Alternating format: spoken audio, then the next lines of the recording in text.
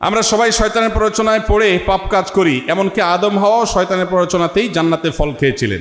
প্রশ্ন হলো, শয়তান তাহলে কার প্ররোচনায় সেদিন আদমকে সিজদা করে নাই? জটিল প্রশ্ন। দেখুন ভাই, শয়তানের প্ররোচনায় আদম আলাইহিস সালাম নিষিদ্ধ গাছের ফল খেয়েছেন। আমরাও শয়তানি কাজ করি শয়তানের প্ররোচনায়। এখন প্রশ্নকর্তা প্রশ্ন হলো, তাহলে শয়তানরে কে প্ররোচনা দিছে? এর উত্তর হলো, তারেও যদি আরেকজন প্ররোচনা দেওয়া লাগে তাহলে সে শয়তান হলো কেমনি? সে নিজেই তো শয়তান, তারে যদি আবার প্ররোচনা দেওয়াই লাগে তাহলে সে শয়তান হলো কেমনি?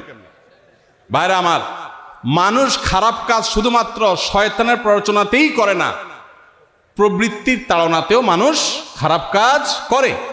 দলিল আল্লাহ তাআলা কোরআনে বলেছেন, ইন্নান নাফসা লাআম্মারাতুম বিসসু। মানুষের প্রবৃত্তি এটা মানুষকে অনেক সময় খারাপ কাজের প্রতি নির্দেশ করে। এই যে রমজান মাসে শয়তান শেকলে বাঁধা আছে, তারপরে কি সব খারাপ কাজ বন্ধ হয়ে যাবে? তার মানে ওই যে ভেতরের যে শয়তানের দোসর, ভেতরের শত্রু যে কুপ্রবৃত্তি, সে কুপ্রবৃত্তি মানুষকে খারাপ কাজের নির্দেশ দেয়।